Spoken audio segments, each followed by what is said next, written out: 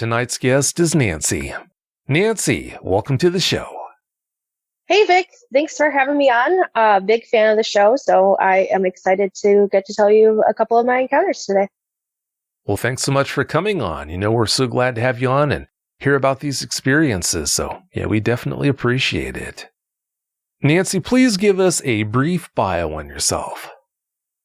Okay. I am 31 years old, about to be 32 on the 29th of this month. Woo-woo. And I have always loved animals. I have 3 dogs, a cat, a fish, and a chinchilla. I also work as an ER veterinary nurse. And yeah, basically that's pretty much it. You just mentioned your love for animals. Back when you had your first encounter, your friends described you as being crazy about animals and somewhat of an animal expert. Are you still fascinated by animals as much as you were back then? Oh, absolutely. I think probably even more so now if that's possible. Wow. What's your favorite animal and why is it your favorite one? I would have to say an eagle, probably. Just because they have amazing eyesight, which I'm jealous of. I have to wear glasses. And of course, they get to fly and they can go anywhere. And to me, that's kind of like the ultimate freedom. That's a good answer. Do you see Dogman as being regular members of the animal kingdom, or do you see them as being something else? I would say yes, in their own way. I don't know exactly where they would fit in just because they are so different, but it's clear to me that they are physical beings, an animal. Well, that makes 2 of us. I don't know where they would fit in either. That's a tough one. Your first encounter happened when you were 10 or 11. Do you think it had major effects with regards to how you developed into an adult, or would you say the effects were negligible? I think that something that is, this big and life changing definitely has an effect on you down the road, whether you realize it or not. I think that it definitely gave me a little bit more. I wouldn't say anxiety, but I guess awareness, social awareness for where I'm at all times. So I think that definitely transferred on into my adult life. Well, if it did give you more awareness, then that's a good thing. That's a good positive result. So, I guess we'll play the glad game about that. Yes, I agree. Yeah, no doubt. From what I understand, your mom had an encounter of her own before you had that first one. How long did it take you after you had that first encounter before you found out about the one that she had? Surprisingly enough, I knew about the one that she had before I had my own encounter. Oh, really? How long before you had that first encounter then? Did you know about hers? Oh gosh, probably about a good 4 years or so. I think I was around 6 when I heard it for the first time. Yeah, so quite a while. Of course, we're talking about your mom here, and you were 6 or so, but did you believe her? Of course I did. Yeah, absolutely. It was a conversation of, it was me and my uncle, my cousins, and my mom, and we were listening to them share kind of like spooky encounters that had happened to them because of it was around Halloween. And I just kind of took it at face value, especially with the emotion that she talked about it with. It was definitely different than her everyday, mom demeanor. So I was like, oh, wow, I don't think this is just a spooky story. I think this really happened. And it turned out it did. Yeah, I'm sure you never expected to hear her say that. What can you tell us about her encounter? I know that she was around 14 years old. This was back in 75. Her and a group of her girlfriends were having a sleepover as like a graduation party for graduating 8th grade, going into high school. And this was in the summer.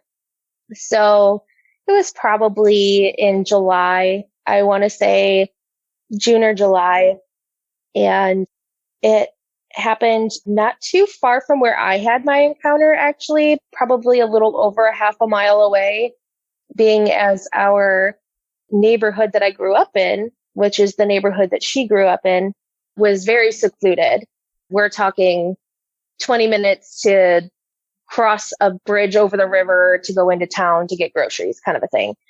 And her best friend, whose grandparents' farm where they were having the party at, is where the encounter happened.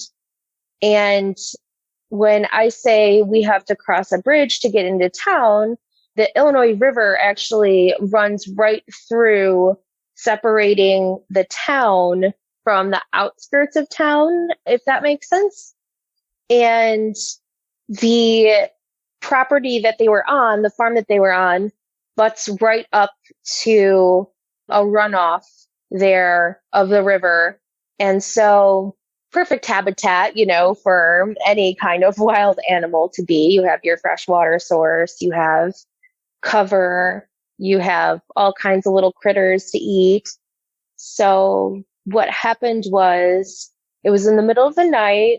The rest of the girls were asleep, except for my mom and her best friend. And her best friend had to use the bathroom. And so she was like, okay, yeah, sure, I could go too. So I'll go with you. And so my mom holds the flashlight for her friend while she uses the restroom, because they didn't want to go all the way back to the house. Since it was quite far of a walk, there was actually a big barn that was near the tent, the event tent that they were staying in. And so my mom is holding the light for her friend. And then my mom's like, okay, you hold the light for me. Well, right as my mom was getting settled to go pee, her friend drops the flashlight and just screams, run. She was just terrified. Of course, my poor mom doesn't even get to pee. She pulls up her pants and they start running back towards the tent. And of course, it took my mom a couple seconds to kind of wrap her brain around what was happening. And she said that she remembers she could feel heavy stomping kind of following them. And she, at the time, thought that it was the bull that had gotten out of the pen. Since they live on a farm, they had a very rambunctious bull and a lot of cows, but they kept them separate. And she figured that it had gotten out, so she was running, for her life. And the tent that was there was a bottom, like a tarp, but it could zip the bottom part of the tarp to the tent and upward. So it was kind of like a big, I would say like backwards D shape. And they had left the bottom unzipped. And as they're running, they know that they're being chased. And her friend, actually, she tried to dive into the tent through the hole, but she wound up diving underneath the tent completely, underneath the actual bottom layer of the tent. So she was between the bottom layer and the ground. And my mom ducked underneath of that and was running inside the tent and had to come to a skidding stop because she was at the other side of the tent, or she would have taken the whole tent down with her. And at this time, of course, the girls are starting to wake up in a panic and wondering, what in the world is going on? They're screaming. It's just chaos. But my mom said that when she stopped in front of the other side of the tent on the inside, she almost ran into what was chasing them. And she described it as being very dense, very wide, very big in stature. She described this smell as like rotten, kind of mixed with like maybe a little bit of roadkill, dead fish, and urine, just kind of musty, just something that you would never want to smell. She said it brought tears to her eyes and made her want to gag, is how strong the smell was.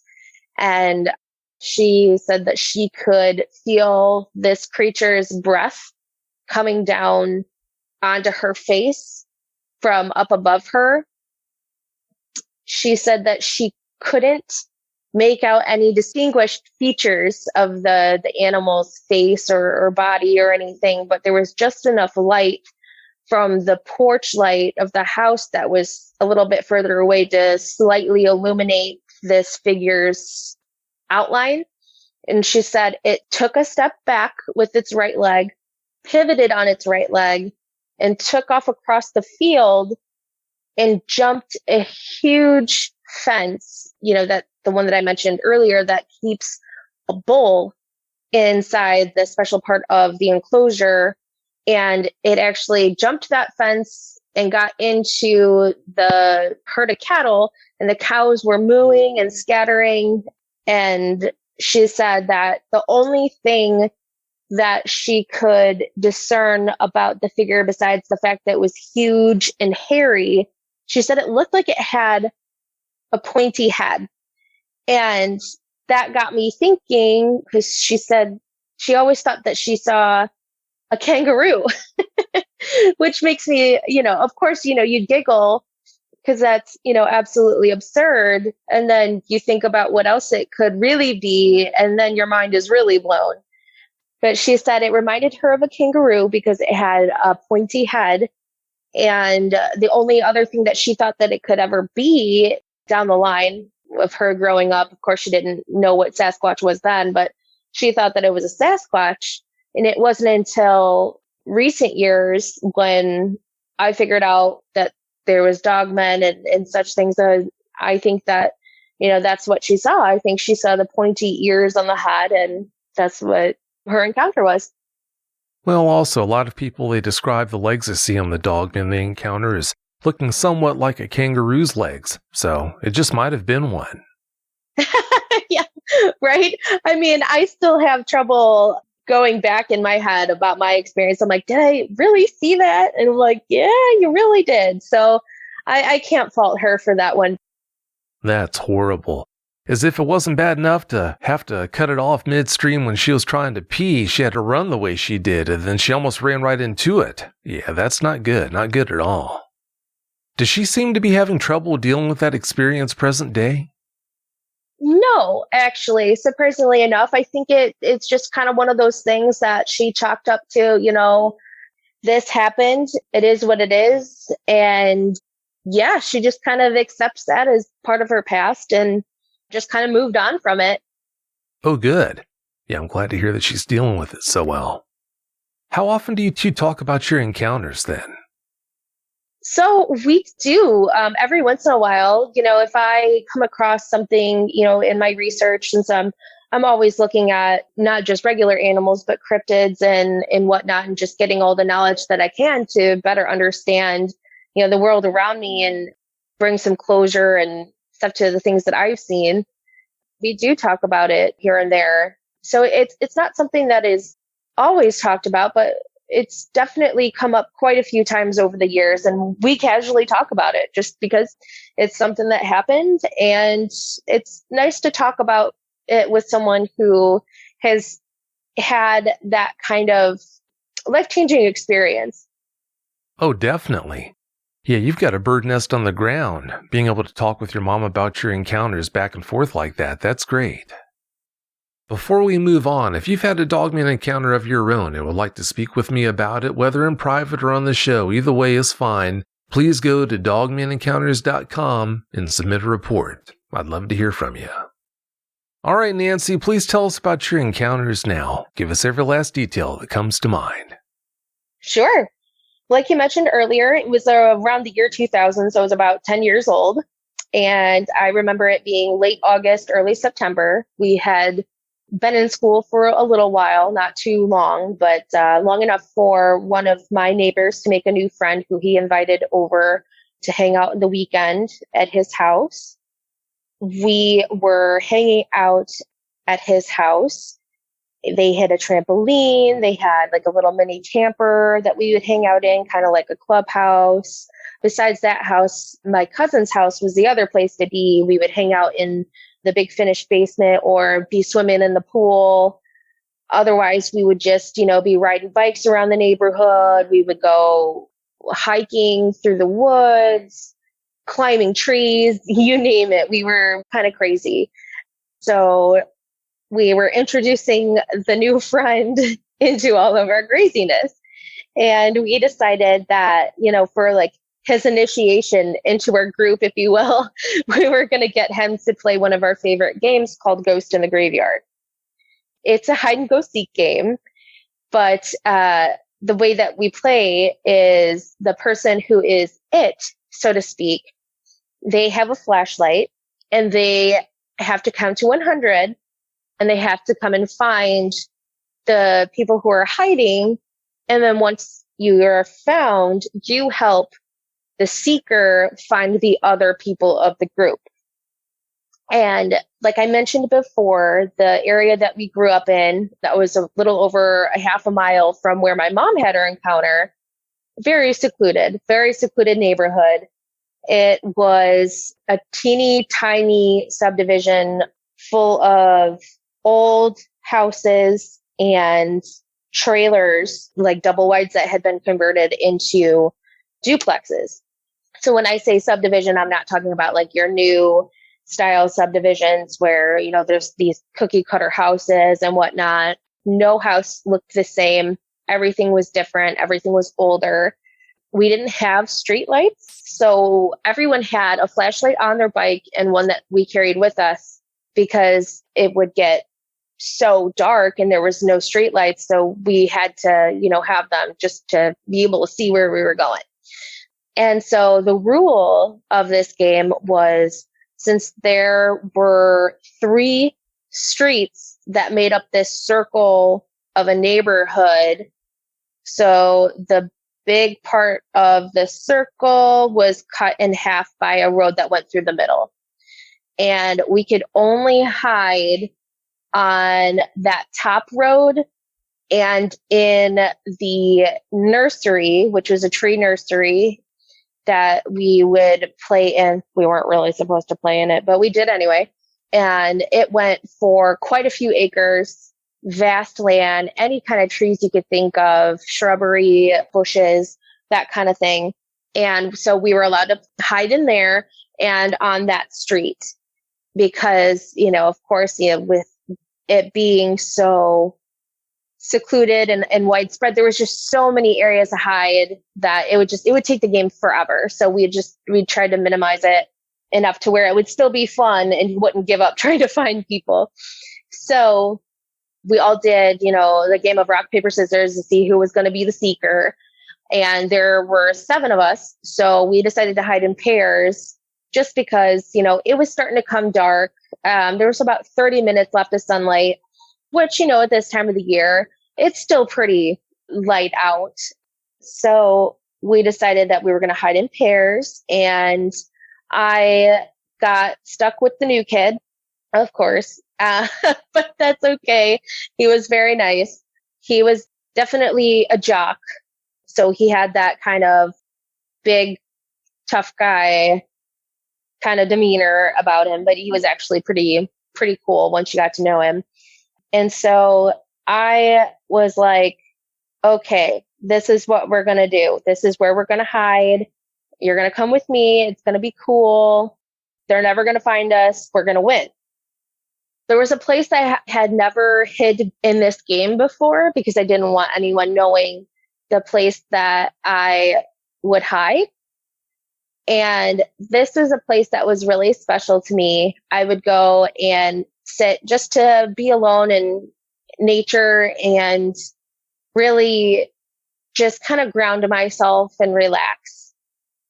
So we're going into this nursery and how everything is positioned. The nursery is on the south part of the subdivision. And we're headed south through the nursery. And we veer off a little bit to the left because the nursery is surrounded by a thin line of woods.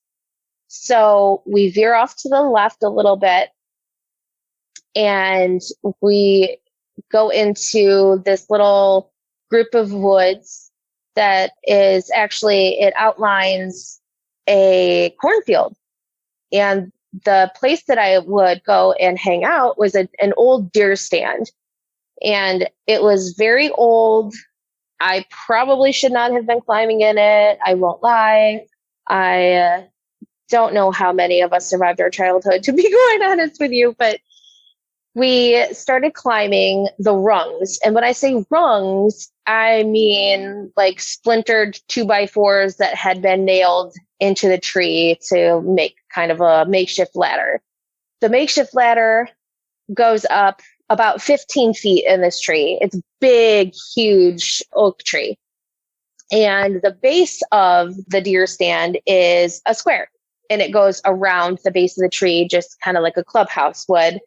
The railing of it was just basically 2x4s that were posted and one 2x4 on top of it, just to make a little railing to make you feel a little bit more secure. There weren't any chairs or anything like that in there. So it was just kind of like this 4 foot by 4 foot square up in a big tree. And I finally convinced him to climb up and get into the tree stand, which he's freaked out already because I'm making him climb 15 feet up in a tree in this rickety deer stand, this poor kid. And so, he's already having kind of a bad day. And so we get up there and we're sitting down, we're sitting cross-legged, and we're talking about like how I go to this spot and everything. And they don't know to look for us here because I've never hidden here before for the game. So it was going to be really hard for them to try to find us.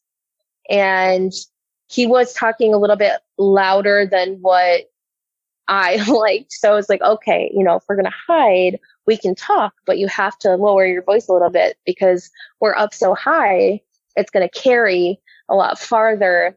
And he was not one to have the experience like the rest of us kids did, where we were constantly out in nature and hunting and fishing and, exposed to that kind of lifestyle, to where, you go into the woods and to just kind of be a little bit more quiet, kind of take everything in, not spook things out.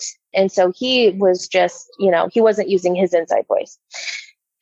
And so the rungs of this deer stand were on the north side of the tree. So I'll call the north side of the tree the back side of the tree, because the south side is what overlooked that cornfield and had kind of like the little balcony-ish area to where you could prop yourself up against the tree and be able to aim your, whether you're using a gun or a bow at the deer.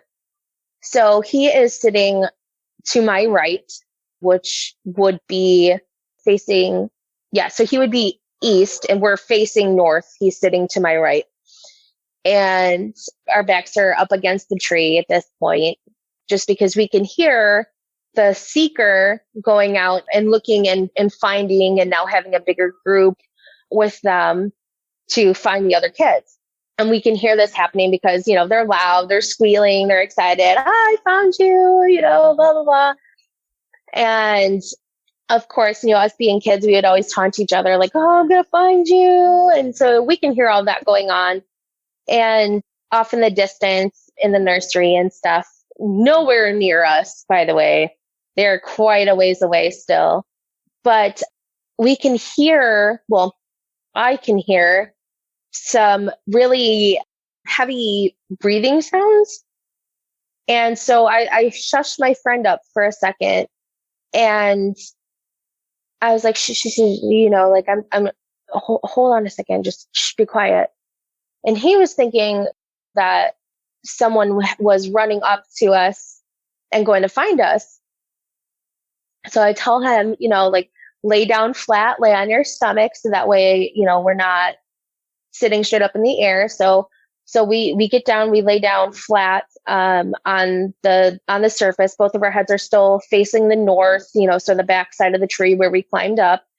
And I'm thinking to myself, what is that? Because at first, from a little bit further away, it kind of sounded like someone breathing heavily, like as if they were running for a long time. But that quickly got shoved out of my mind for the sheer fact of how loud it was. And I'm thinking to myself, oh my gosh, did my friend's horse get out of the pasture? Because the cornfield backed right up into the pasture of where my friend had her horse. The cornfield in question is surrounded on all four sides by a wood line, except for a little break on the nursery side where a tractor or combine could come in and either plant or harvest the field. And so I'm thinking to myself, like, there's so many thoughts going through my mind. What is this? Is this the horse? And the reason why I'm thinking that it's a horse is because the lung capacity on this thing, the snorts and the breathing that I was hearing sounded like it was coming from a very large animal.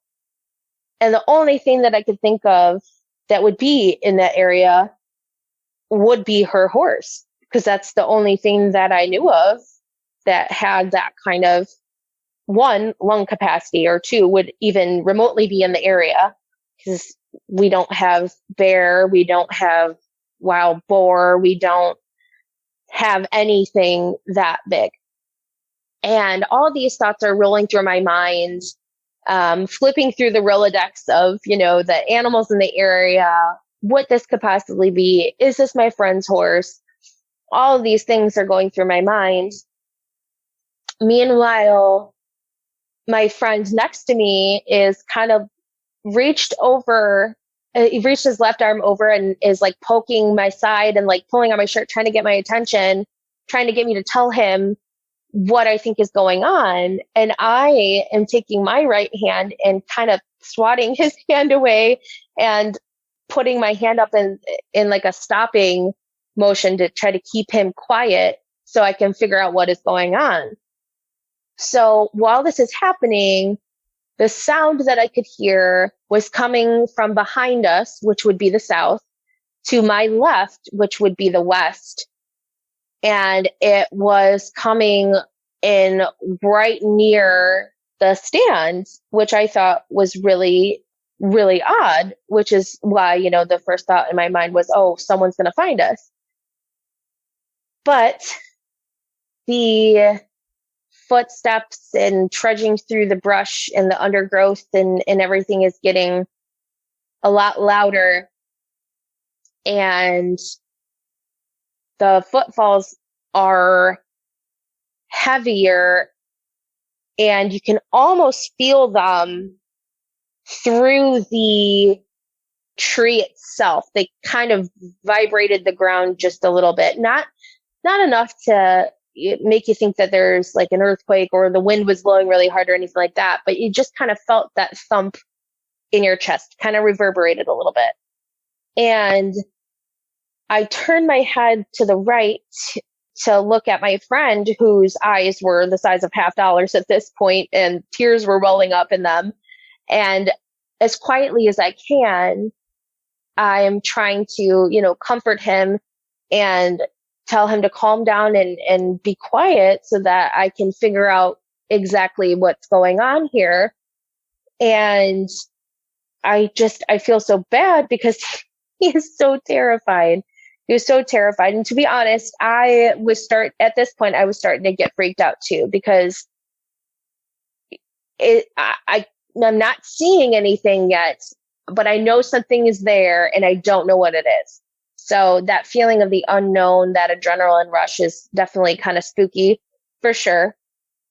And I motioned to him, to stay put and just bear with me. And I, as quietly as I can, kind of shimmy my way up over the edge of the planks of wood, since I'm on my stomach, just to peer over and peek a little bit, just to see, exactly what we're dealing with. And when I do that, like, as if my brain wasn't reeling fast before, my brain just kind of exploded at this point, because I looked down and I can see this giant animal. It's on all fours. And at first, and just for a split second from the size and the color, I was like, oh my gosh, maybe it is my friend's horse. But that, that was like kind of just split second. I was like, yeah, that's not my friend's horse. I don't know what this thing is, because I'm looking at it and the color of it was the same color as my friend's horse, a deep chestnut brown, and just absolutely gorgeous color. And, since there's still about 10, 15 minutes of light left. So how the sun was coming through the trees, kind of glinting off it occasionally here and there through the branches, kind of showed that the fur was reddish brown, kind of auburn in the bits of sunlight, which was quite beautiful. So there was caked mud and twigs in spots, which, just kind of looked like it had been having the time of its life, rolling around like a dog. And the back, this animal, it was really, really wide. If I hadn't known better, I would think that I was looking at a grizzly bear for how wide and muscular this thing was. But unlike a bear, where if you were to see them without hair, they would just kind of look like a blubbery big mass. This thing, you could see the muscle definition in the back. And as it walked, its shoulder blades, it was just a massive animal. The hair itself looked like it was slightly coarse and dense, kind of like deer fur, their coat. And it was smooth for the most part, except for it had a mane that came from just below the shoulder blades and up around the ears. I couldn't see any ears, unfortunately, but it came up to about, like, if you've seen a dog, they have those bumps where the side whiskers are. It kind of came up and it stopped right there before it went on to the face. So I said before, it kind of had a little Bob Ross fro. The hair in the mane, it was more dense around the neck and the shoulder area. It seemed a lot more thick, but as it got longer, it was probably about 4 to 5 inches. At the end, it was a little bit wispy, kind of frizzy, messy like. But then after the mane on the rest of the body, it was very sleek, where there wasn't any dried mud or matted down hair from the mud and the twigs and stuff that was in it. The smooth hair, it would probably be about like 3 inches, 2.5, 3 inches long, but like I said, very smooth, but very dense. And I see it, and it's sniffing the ground, and it's still making big inhales. Like the lung capacity, like I said on this thing, the only thing that I had reference to was a horse that had been around that would be that big enough to breathe in so deeply.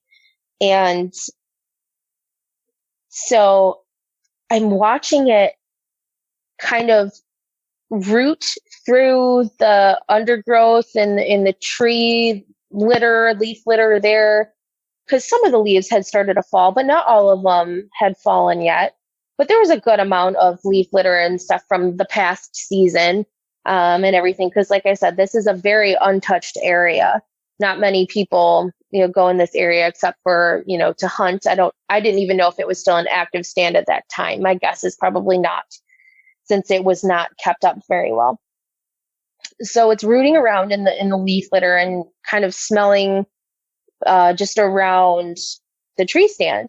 And like I said, it came from my left, which would be the west. It walked a little ways north and pivoted. It turned towards the east. And this is all on 4 feet. So its head is facing west at this point. So it's just kind of moseying, meandering, sniffing, rooting through the grass. And it turns to the right, which is facing south. And as it turns, it slows down and it kind of stops for a second. And when it stops, I look towards my friend who was in the stand who has been looking through a crack in the planks of the wood. And I don't know if it was just from, them being spaced apart how they were to go around the tree, or if there was like a knot in the wood when they rip cut it that it caused a hole or anything. But he could see down through because he's still laying on his stomach at that time. So he was seeing what I was seeing. And when I look over at him, he is shaking and starting to kind of hyperventilate, but not being loud. You just kind of silent crying, I guess you could say.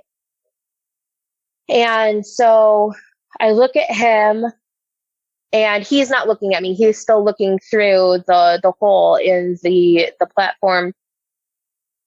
And I peek back out around and I watch this thing take its arms and kind of reach out a little bit, not so much to like a big stretch like a cat or a dog would do, like that Sphinx statue, but kind of, and kind of stretch, but then it tucked its back legs up underneath itself to squat. And now I'm thinking, okay, like what is going on here? Because like I said, nothing is making sense. Nothing is making sense at this point. And it's just that it's so odd. And the arms, if you will, were resting on its knee, like the forearm just before the crook of the elbow is kind of resting on top of the knee, and the wrist is limp, just kind of hanging there, just hanging out, just chilling. And it's interesting because the thickness of the fur on the shoulder down the bicep, you could see it started to thin just a little bit. It wasn't quite as dense, but you could definitely tell that there was still fur there. And it started to just progressively get just a little bit thinner. And you could see from when it stretched its arms out to position itself and then lifted that back up to rest its forearm onto its knee, I could see that it had hands, not paws, hands. And I know the difference between bear paws and regular paws. And a bear paw, it does, they're similarly to a hand, but this thing had like raccoon hands. And that is another thing that threw me through a loop because my brain is it's reeling. I can't make sense of any of this. And that is when I start to become even more uncomfortable, because what I thought that I had known and studied and been around my entire life was just completely thrown out the window. I'm like, I have no idea what I'm looking at. I don't know why this thing has hands. I'm like, I know this is not someone in a costume. This is an animal, but it's not an animal that I know. And I am uncomfortable with that information. So how the creature is positioned, it's looking south across the cornfield from which it came.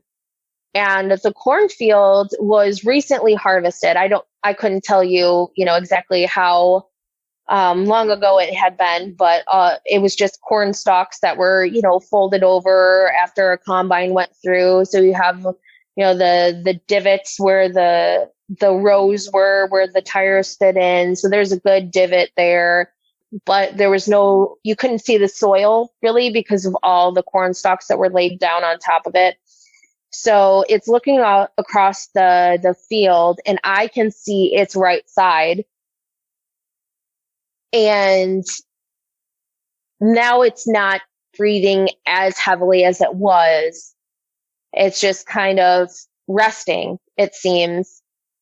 And then, like I said in the previous interview, I don't know if I had just blocked out the sounds of my friends and cousins that were still playing the game. That sound could have still been going on, or maybe they had gotten quiet because they were getting close to finding someone else. I couldn't tell you because I was so enthralled with what I was looking at and trying to make sense of everything that I was seeing. But their sound finally came back into my head, and I was hearing them, and it kind of snapped me back into reality because I was kind of in a trance, like looking at this thing and just so lost in my own head trying to figure out what I was seeing, that they kind of snapped me back in reality from them hollering and hooping and carrying on. And we knew that we were the last ones to be found because they were shouting about it. And that's what pulled me back.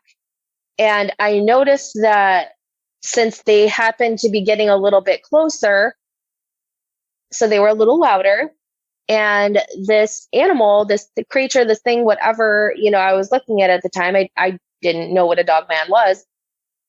I'm staring at it, and it kind of got stiff. It got a little rigid when it heard the sounds of the other kids. It kind of stiffened up and at attention. And at this time, I'm still, not seeing any ears. I'm not seeing the eyes. I'm just kind of seeing a side profile. And I would describe the muzzle as not super short like a pug or anything like that, but it was a stout muzzle. Probably the most accurate description I could think of would be like a Rottweiler or a blocky-headed English Lab or American Bulldog kind of face. Just really, really large. Just the proportions of this animal were just huge. And it completely unreal. And I'm staring at the muzzle because when it stiffened up, it kind of raised its head and cocked its head to its left a little bit. And so I could see the muzzle pretty well, but I still couldn't see any ears or the eyes because of all the wispy hair and stuff and the angle that I was at. Because if you remember, I'm 15 feet in the air looking down over an edge, trying not to make any noise and trying to, peer around and see as much as I can of this thing. And of course, I'm describing it at length in all these words and everything, but from the time when it stiffened up and it cocked its head, I mean, that just a couple seconds, and a second later, it must have just gotten spooked or wanted to get out of there because it used its hands to push off the ground to stand upright onto two legs. And I made the joke in the initial interview saying, I love rock hunting and I'll squat down and I'll look at stuff. And then standing back up, I'm like, oh man, that was a long way down, just kind of adjusting your back and whatnot. But this thing didn't have any issues. It sprang up and it took off. It started running across the cornfield. And when it ran, I finally got the courage to move around to the front of the tree stand, which is facing south across that cornfield. And I'm watching it run on two legs across the field. And thinking back on its proportions, the head, I would have to say, was probably around 4.5 feet when it was on all fours. But when it stood up, it was every good bit of 7 feet tall, could have been taller. I'm not really sure, especially with the mane and how frizzy and poofy the hair was. It definitely could have been taller. I'm not sure. But when it was running, I saw it directly from the back. I couldn't see its tail. I couldn't see the ears still, and I couldn't see the hands because the elbows were kind of tucked in towards its side. And the arms, they didn't swing, they didn't pump as if a human were sprinting, anything like that. But it was kind of leaning forward. I wouldn't say hunched necessarily, but just kind of leaning forward because all of its momentum, it was just going so incredibly fast. And when I was describing this encounter to Vic, I had sent him images of screenshots that I took on Google Earth and the distances and everything to map out so he could get a good idea of what I was talking about. And the measurement from the tree stand, which is just inside the tree line, there was probably maybe like 3-4 feet between that had the tree stand and the cornfield. And from my tree stand to the opposite side of the field where the other tree line was about 340 yards. This creature crossed that field in under 10 seconds. I don't know anything that can run that quickly on two legs, being that huge, that just, it was unexplainable to me. Because at this point in my life, I had seen foxes, coyotes, rabbits, deer. I've seen deer being chased by coyotes. I like flat out sprint running, and deer are incredibly fast and agile for how big they are. And this just blew that out of the water. I've ridden thoroughbred horses as almost as fast as they can go, which is one of the most incredible feelings in the entire world. And I can tell you without a doubt that a thoroughbred could not run this thing. There is no way. It was supernatural how fast it ran, but it was a physical being, which made it all the more confusing. And I think that I was just frozen in shock and fear and terror at that point, just staring out across the field. And my friend Drew started like getting my attention, and I look at him and he's bawling at this point, just sobbing. And I'm like, it's okay. We're going to be okay. We got to get down. And another thing that I had remembered, Vic, when I was thinking back about this earlier today, making my notes, is my poor friend, he actually wetted his pants. He urinated on himself because he was in such terror, which I'm surprised that I didn't, to be quite honest with you. I was like, okay, we've got to get down out of the stand. And he was fighting me on. He's like, I don't want to get down. I don't want to get down. It's out there. I don't want to get down. And I was like, well, we can't stay up here. We have to get down. We have to go back. We have to. We're gonna hide. We're gonna hide closer to them so they find us faster, and the game's gonna be over and we can go home. And that was it. We weren't gonna be talking about this to anybody, because we knew that they would think that we were crazy. There's just no way. Because one, they were a couple years older than us. And two, even though I had all the knowledge that I do or did at that point, they still were just going to think that we were making it up to scare them. And so I had explained to him, I'm like, look, we have to get down. This is the safest option. This is just what we're going to do. And thankfully, finally, we got out of the tree and everything, and that was fine. But that was definitely one of the scariest moments in my life. And I had said before, if I would have seen the face of this thing, I don't think that I would have been able to deal with the situation and calm him down like I had been able to, because there are just no words as to how petrified we both were. And it was just unbelievable.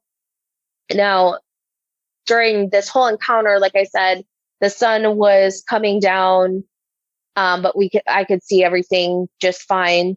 But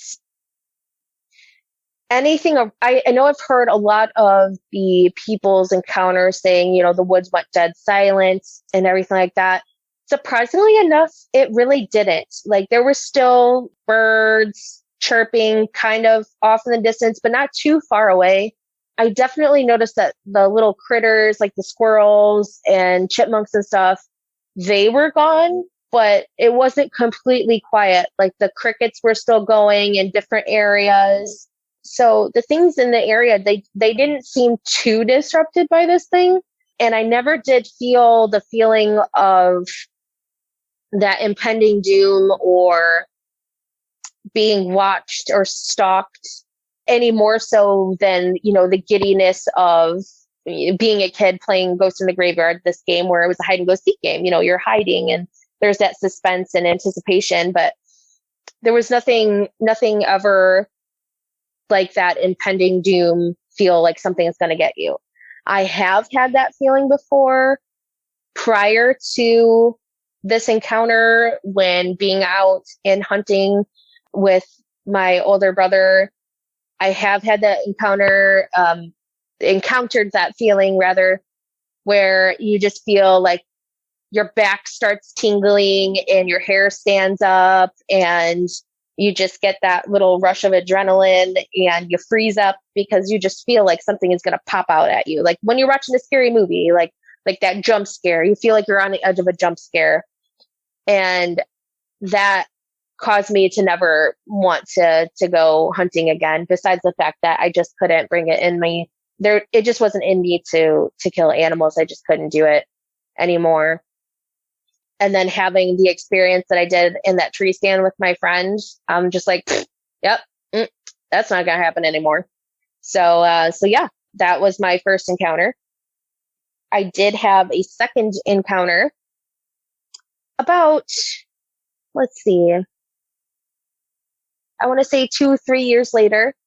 I was a little bit older, and I didn't participate in Ghost in the Graveyard to that extent anymore. I hid closer to the houses.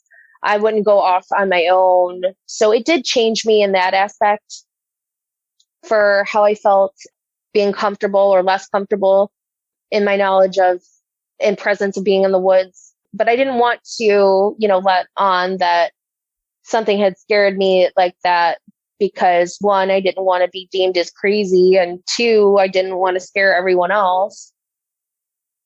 But I would like to ride my bike with one of my dogs on a trail that ran from the west side of the neighborhood roads. It was just an old, very pitted groove road that was gravel from the trucks going back and forth from the nursery, or the tractors going to, take care of the fields and stuff. So like there were big divots in this road, which made it really fun for my mountain bike and my dog to run with me. So the trail went from the bottom road all the way up to the top road, past the top road, back into the nursery where there was another cornfield or bean field, depending on which season it was. But this time it was a cornfield that I would go and I would watch the deer at. And with the first encounter being, a few years in the past, I was starting to feel a little bit more comfortable again, being, with having my dog with me and being on a bike. I just felt more secure. I felt like I could escape if I needed to, if anything were to happen. Because of course, it's in the back of your mind, but it wasn't at the forefront. I was just, I was enjoying myself out in nature, riding my bike and getting to look at the deer and feeling normal, again. And the road that I was on, it takes you out past the cornfield and then into the woods. Well, I always turned off before going on the trail into the woods. So There was the cornfield to my left, which would be the east as I'm heading south. And there was about a 10-foot gap of just regular grass between the tree line and the cornfield. And that's where I would always turn my bike around to head back down the trail. Just because, like I said, the divots in this gravel road, they were so deep that, a regular car or truck would have trouble. They might bottom out, because this was like big half semi truck and tractor roads. Like it wasn't suitable for your regular automobile. And so I would turn off to the left in that grass area between the field and the trees. And I would turn around and I would go back down the trail, which would be facing north, going back down into the neighborhood. There were deer in the field. There was probably about five or six does, and they were just munching away on like corn stalks and stuff. And as I'm turning my bike around, I hear this horrendous sound. And the only way that I could describe it is that it was from something that was huge, number one. Number two, the lung capacity on this thing to make something so incredibly loud and guttural was incredible. I will throw in there that I like to sing, and part of the singing process is you sing from your diaphragm, you sing from your gut. You don't force it out through your throat, because that can damage your vocal cords. But this thing, it definitely knew how to make this sound with its chest gut. It was just unbelievably loud and unlike anything I'd ever heard. It started off as kind of like a grunty growl into a yell into a howl. And it lasted for about 10 to 12 seconds. And I'm hearing this sound and I'm frozen in fear. I'm frozen, but the deer around me are scattering. And the funny equivalent I made to it is if you're in a, gross old place or whatever, and there's cockroaches or something, you turn the light on and they just scatter. That's what these deer did. They were gone. They were out of there. I am shaking at this point so hard. I'm trying to get my foot back onto the pedal. I'm trying to pedal as fast as I can go. And my dog, she was already halfway down the trail. She was gone. She left me. She was like, nope, you're on your own. I love you, but I'll see you at home. She was like, I am not sticking around for this. And I'm like, oh, great. And so this time, though, I did have that fear, that doom. I felt like if I didn't pedal as hard and as fast as I could, that something was going to get me and that was going to be my last day. I literally felt like I was going to die. And that feeling is horrible. I do not wish that upon anyone. It's almost just so overwhelming to be able to try to describe, because it's so many emotions all at once. And it's the fear, the sheer terror, the panic, the urge to get away, and you're shaking so hard and I was trying to hold on to the handlebars of the bike, trying to keep my feet on the pedals. And I'm going over these huge lumps in this road, and it's a downhill at this point. And I'm just like, you got to keep going. You have to go fast because it's going to get you. And I am riding all the way down. I take a hard right once the path ends onto the street that I lived on. And I rode as fast as I could to my house. When I turned left to pull into the yard, I hopped off my bike, didn't even come to a full stop. I jumped onto and almost over the railing of the porch and ran into the house. Meanwhile, my trusty, loyal dog, who left me, was sitting on the porch scratching at the door, wanting to get in. And so I get in and I stayed in the rest of the day. Luckily, my mom was at work, and I don't know where my brother was, probably at football or something, but I didn't have anyone to answer to and explain, like why you're running in here like a mad woman. But yeah, that time I for sure felt like I was done for. I'm like, I'm not going to make it out of here, but I'm going to do my darndest to try. And looking back on it, and especially after talking with you, Vic, about how big and how fast this creature was, like there's no outrunning it. I knew there was no outrunning it, but that fight or flight really kicked in, and I was like, nope, you know what? I got to try. So those were my experiences. Sounds to me like your dog's fight or flight kicked in more. Yeah, absolutely. I don't think I've ever seen her run so fast ever. She looked like a greyhound. She was like a little blur. She was out of there. And I'm just like, what the heck? Like, thanks a lot. Because she was part of the reason why I felt so safe, and I was just like, okay, well, maybe this wasn't a good idea. Yeah, it sounds to me like she was really putting some ground behind her. Oh yeah. Oh yeah. She was like a rocket. She was gone. Yeah, she must have had a gear you didn't know she had. And talking about that first encounter you had, that poor new kid, he sure did have a rough welcome to the neighborhood, didn't he? Oh yeah, I would say that he got hazed pretty well for his initiation into our friend group. Yeah, he did. He definitely did. Talking about that first encounter, what kind of leg structure did that Dogman have? It was really hard to tell because of the angle and the underbrush and the hair that it was in and how it moved. But when I talked to you in the pre-interview, you had said, well, it couldn't have tucked itself up underneath like that unless it was already like if it had the leg structure of the dog or, a deer or anything that has, like the hock and everything like that, which totally makes sense. It never clicked in my mind up until, talking about it and thinking about it, having a couple of days to think about it, that yeah, it would have had the leg structure of your typical Dogman where, yes, upper thigh to the knee or stifle, what you would say for a dog, and bent backwards at an angle to a hock and then down to where the paw would be at the carpus there. But when it was running away, I didn't see it from the side at all.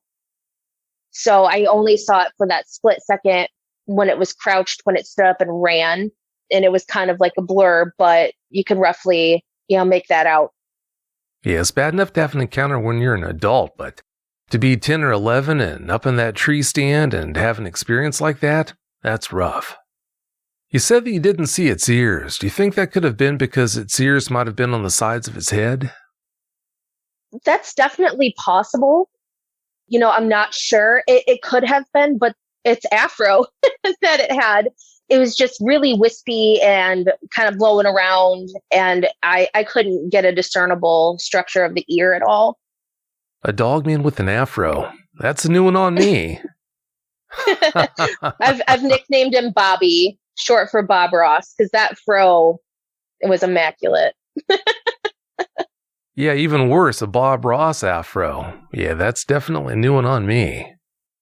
Was it smooth in its movements, or would you describe its movements as being jerky? No, it was incredibly smooth with its movements. Like I said, in one swift, fluid motion, it had pushed off, it was upright, and it was gone. It shot off across that field. And, the field in question, if anyone has ever walked like in a corn maze for Halloween or something like that, the ground is very uneven, especially with having, one, the corn stalks, and two, the tire track marks in the rows where the corn's planted. It's incredibly hard to walk sure-footedly through something like that. And this thing, it was almost like it was running on pavement. It made it look like it was so effortless. and just smooth. And it didn't bob up and down like how we humans do when we push off the balls of our feet. We kind of go up and then we go down where our heel hits and we go up and down, just kind of like that regular bipedal motion. It did not have that. It was just smooth. And it was, like I said, it was kind of tilted forward just a tad bit, as if, like when sprinters are running and they're trying to cross the finish line with their noses or some kind of body part to be first. That's kind of like how it was, but it wasn't hunched. It didn't have a hunched back. It was just kind of leaning forward with all its momentum of running like that. Yeah, that must have been quite the sight to see. Did you ever hear it make any sounds besides that heavy breathing? No, I did not hear it make any sounds, which I'm thankful for because I think that would have terrified me even more. But I think the reason, that I was able to handle the encounter as well as I did was that I didn't see its face and I didn't hear a growl or anything like that. It was just sniffing and then it ran away. Well, thank goodness it didn't growl at you. That would have made it even worse. How about claws? Did you see any claws on the tips of his fingers? I did not. I only saw the hands for just brief seconds, as it was like brushing away, like the leaf litter, like as it would walk, it would kind of like scoop some of the leaves away as if it was kind of like dragging the back of its hands along as it walked. And then the only other times that I saw it was when it reached out its hands in that kind of like downward dog, for lack of a better term, position to stretch out to get its legs up underneath it to squat. And then when it put its arm onto its knee, but it was all just so quick, but I could tell that there was individualized fingers. It had 5 fingers, 4 fingers and a thumb.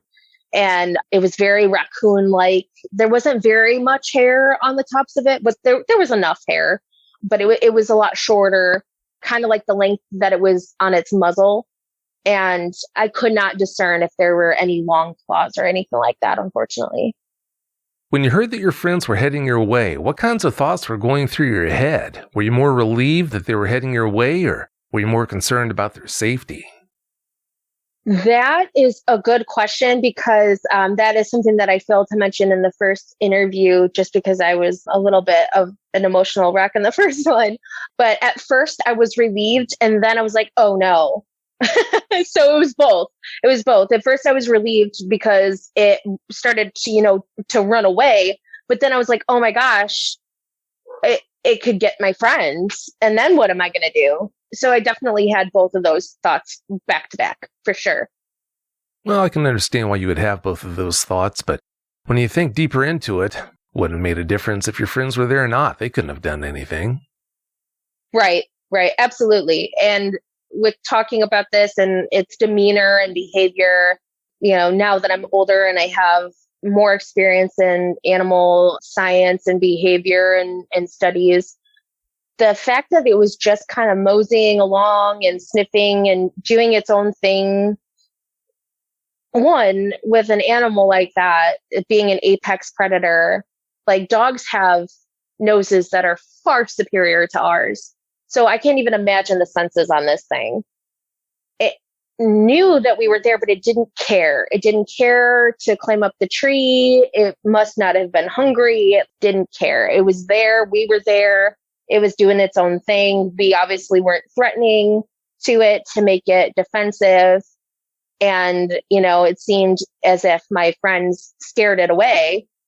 But at the time, when you're a little kid, you're like, oh, it doesn't see us. Thank goodness it doesn't see us. But, thinking back on it, you're like, it definitely knew we were there, but it just didn't have a reason or want to do anything with us. It just wanted to live its life. Exactly. And even if it would have been hungry, you had plenty of deer in the area, so it just would have gone after them. The first time we spoke, you told me that your second encounter shook you up more than the first one did. Why do you think that is, considering the fact you never saw what made that vocalization that day? I think the reason that it scared me so badly was because I had the sighting beforehand. And to know that, there's something out there that looked like it did, that was as fast as it was, that was so incredibly terrifying.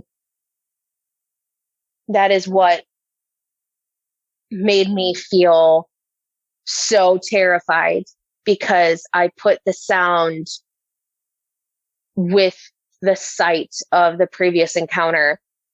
And if I hadn't seen the Dogman previously to that, it still would have freaked me out. Absolutely, it would have freaked me out. But the fact that I had that sheer terror is definitely because I saw the Dogman previously. No doubt about it. No doubt about it. Well, also, too, sometimes it's even worse when you can't see something that frightens you than to see it, so I think that played into it also. How sure are you or aren't you that it was the same Dogman when you had that second encounter? Well, since I didn't see it, I can't be 100% sure. And obviously, my mom having her encounter and whatnot, being, younger, you just automatically assume that it is, but I can't be for sure. It could have been. It absolutely could have been. It could have been a different one. It could have been one of them that's related to it, or a sibling or an offspring or something, but I'll never know. You're right. All we can do is guess. I wouldn't be surprised if it was the same one, though. How far did you say you were from home when you heard that vocalization? The vocalization, as the crow flies, my house was diagonal from where I was. So probably about 500, 600 yards. Yeah, that's a pretty good distance. Did that second encounter put the kibosh on your interest in being alone in the woods, or did you still go out after that? It did for just a little while, but luckily, I had my older brother and his friends and my cousins and my friends, and being in a group together definitely eased me back into being comfortable that way, getting back to myself, being out there and stuff. I never really wanted to be alone per se, at least, having, my dog with me or one of my cousins or friends or something in that sense. But yeah, it definitely did for quite a while make me not as comfortable by myself in the woods or in general anywhere in that area, just because, it's so rural, you're kind of out in the middle of nowhere, so to speak. So yeah, it definitely did. It affected me in that way, but I'm lucky enough to have the family and friends that I did so close that definitely eased my transition to feeling a little bit more comfortable. Well, thank goodness for that. Yeah, I'm so glad you're able to still head out into the woods and do all those things that you love to do. So that's great news. And also, let's not lose sight of the fact that you also had your dog there to protect you, right? Uh, Yeah. some guard dog she was, let me tell you. But yeah, I feel very thankful that having that transition with my cousins and my friends helped me get more comfortable, as the years went on. And, to this day, I still go out by myself or with my dogs, to fish and take walks and things like that. So I'm definitely more at ease. I'm just more aware, and I'm okay with that. Well, that's great. Yeah, you should be aware out there anyway, so that's a good thing. Well, it's about time for us to get out of here, Nancy, but before we do you have any closing comments you'd like to share? Yeah, I would say, for anyone who is gung ho about wanting to go out and research these things and be in their territory and, God forbid, hunt them, just don't. Just because they're scary or weird to us doesn't mean that they're not allowed to exist. We're all here. We should live in peace and coexist. And, I've always been taught, just because something has scales or too many legs or it's weird to you or it moves too fast does not give you the right to take its life away from it just because you don't like the way it looks. So if you're out there, just know the animals in your area, be aware, keep an eye out. But I'm not necessarily saying, hey, have your head on a swivel, don't be, super paranoid, but also don't go out there and try to get yourself in that kind of trouble, because I guarantee you you're not going to like the results. Those are really good words. I like the way you think. Well, Nancy, I can't thank you enough for coming on and sharing those experiences with us. I really appreciate it. Yeah, thank you so much for having me. It was so therapeutic to get my story out there. And I hope that, helps other people come to terms with things that they've experienced or seen, and to know that they're not crazy and they're not alone. That's really important. Oh, I'm sure it will help. And that's always a great thing. Thanks again so much. Have a great night.